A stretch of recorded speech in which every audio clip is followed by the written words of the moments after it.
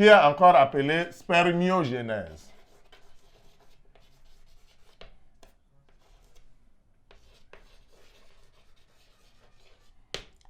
Dans la phase de différenciation ou spermiogénèse.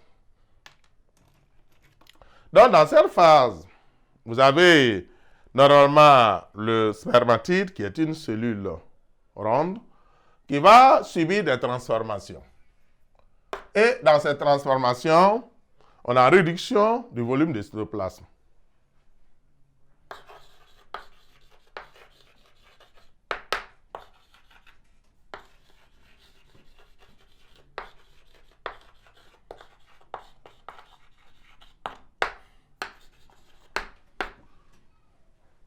On a la mise en place d'un acrosome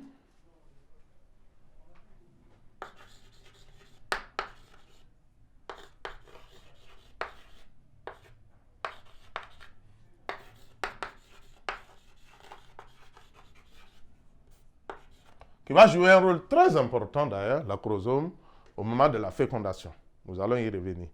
Donc, en ce sens que l'acrosome est riche en enzymes digestives qui va donc perforer donc, la membrane au niveau donc, de l'ovocyte donc, pour pouvoir donc, y pénétrer. Ensuite, on a la formation d'un flagelle, la mise en place d'une pièce intermédiaire et d'un flagelle.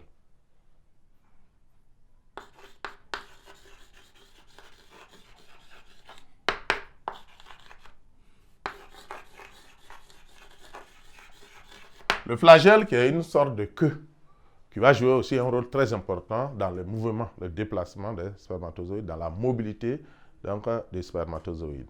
Donc, grosso modo, la spermiogénèse est un phénomène très important dans la spermatogénèse, notamment dans la phase, donc la dernière phase de la spermatogénèse, qui lui a permis de lui attribuer un nom qu'on appelle spermiogénèse, qui est marqué par la réduction du volume du cytoplasme, qui est marqué aussi par la mise en place de l'acrosome et la formation donc d'un flagelle.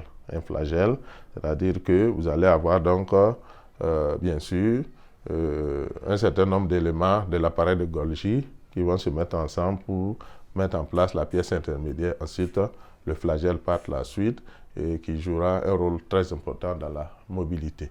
Et l'acrosome va jouer un rôle important et en ce sens que c'est un sac à enzymes qui va permettre donc aux spermatozoïdes donc, de perforer voilà, notamment la zone pellucide, donc au niveau donc, de l'ovocyte, pour pouvoir mettre en contact donc, les deux noyaux, le noyau du spermatozoïde et le noyau donc, de l'ovocyte 2 au moment de la fécondation. Donc voilà ce qu'on pouvait dire sur la spermatogénèse. Donc nous retenons qu'il y a 4 phases. Phase de multiplication qui va avoir donc nos cellules souches qu'on appelle cellules germinales, donc qui vont se multiplier et donner donc des spermatogonies qui sont des cellules à 2 N chromosomes, donc des cellules diploïdes.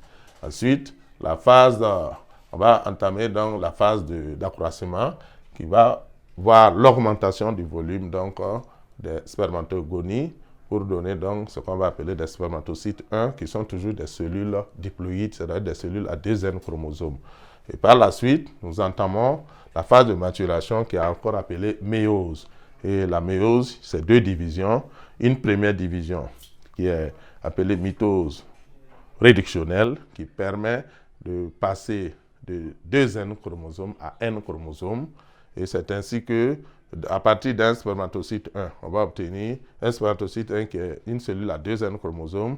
Après la première division de méiose, on va obtenir 2 spermatocytes 2, qui sont des cellules à N chromosomes. Ensuite, dans la deuxième division de méiose, on va avoir un spermatocyte 2 qui se divise pour donner 2 spermatides. Maintenant, à partir de spermatocyte 2, on a des cellules à N chromosomes. Donc, spermatides également sont des cellules à N chromosomes. Ce qui fait que si nous partons donc d'un seul spermatocyte 1, on va avoir, au lieu de 2 spermatides, on va avoir 4 spermatides. Puisque ici, on a eu 2 spermatocytes, on a laissé un, on a pris un et on a évolué, on se retrouve avec 2 spermatides. Et si on prend l'autre aussi, on va avoir 2 spermatides, ce qui va nous donner donc 4 spermatides. Bien sûr, partant donc d'un spermatocyte 1. Voilà, c'est très important. Donc, la dernière phase est la différenciation ou spermiogénèse, parce que cette phase est importante dans la spermatogénèse. Et la spermiogénèse qui est caractérisée par la réduction du volume du cytoplasme, par la mise en place de l'acrosome et surtout par la formation d'un flagelle. Et l'acrosome joue un rôle au moment de la fécondation en perforant la zone pellucide pour mettre en contact les deux noyaux. Et le flagelle, bien sûr, joue un rôle dans la mobilité donc, des spermatozoïdes. Parce que si le spermatozoïde ne peut pas mouvoir, il n'y aura jamais de fécondation. Voilà, donc on va passer maintenant à la phase schéma. Donc, je vous invite à être très attentif pendant ces explications. Okay. Donc, à l'issue de la phase de différenciation, on va obtenir donc des spermatozoïdes. Vous avez ici l'exemple d'un spermatozoïde, le schéma d'un spermatozoïde, et vous voyez bien sûr la tête, surtout avec l'acrosome, bien sûr avec le noyau, avec donc la pièce intermédiaire. Et vous avez ici le flagelle, qui est une queue très longue. Voilà, donc le spermatozoïde lui-même comporte 3 parties, la tête, la pièce intermédiaire et le flagelle qui est là. Et vous voyez qu'ici, on a essayé de faire une coupe donc, au niveau donc, voilà, donc, du flagelle, et vous voyez qu'on constate que c'est constitué d'un doublet de 8, je pense, il est constitué de 9 doublets, donc surtout au niveau donc périphérique, donc doublés donc qui sont bien sûr des centrioles, voilà, donc les centrioles au niveau donc distal. Et ici on a une cellule, bien sûr la tête renferme un noyau, et bien sûr avec la pièce intermédiaire qui est très riche en mitochondries, parce que c'est cette pièce-là qui va provoquer la mobilité donc, du flagelle, qui va fournir de l'énergie au niveau du flagelle pour provoquer la mobilité donc, du spermatozoïde. Donc ici, nous avons donc l'évolution de la quantité d'ADN donc au moment donc de la spermatogénèse, donc surtout au moment de la phase de ce qu'on appelle la maturation ou de la méiose. Voilà, donc vous voyez que la quantité d'ADN normalement, ça montre la quantité d'ADN pendant la phase de multiplication. Voilà, donc vous voyez que la quantité d'ADN, voilà, ça passe de Q à DQ, donc une première mitose, ensuite ça va passer encore de Q à DQ pour redevenir à Q, donc deuxième mitose, et à partir de là, donc il y a eu plusieurs multiplications, ensuite va commencer à partir de là la méiose.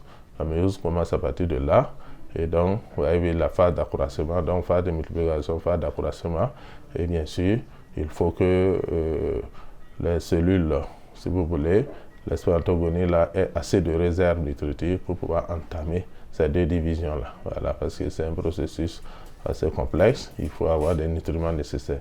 Donc à partir de là, on va entamer la méiose, la phase donc de maturation. Vous voyez qu'il y a une première donc, augmentation de la quantité d'ADN qui va passer de Q à DQ. Et à partir de là, la division va commencer. On a la première division qui est la mitose et la division réductionnelle. Donc la quantité d'ADN va passer donc, de DQ à Q. Donc ici, à partir de Q encore, on va entamer la deuxième division qui est la mitose, la division équationnelle où la quantité d'ADN va passer donc de Q à Q sur 2. Voilà, et ça va rester à Q sur 2. Ça veut dire quoi? Ça veut dire que les cellules sexuelles, c'est-à-dire les spermatozoïdes, ont une quantité d'ADN donc égale à Q sur 2. Voilà, donc c'est la quantité donc qu'on va retrouver donc, dans ces cellules sexuelles-là.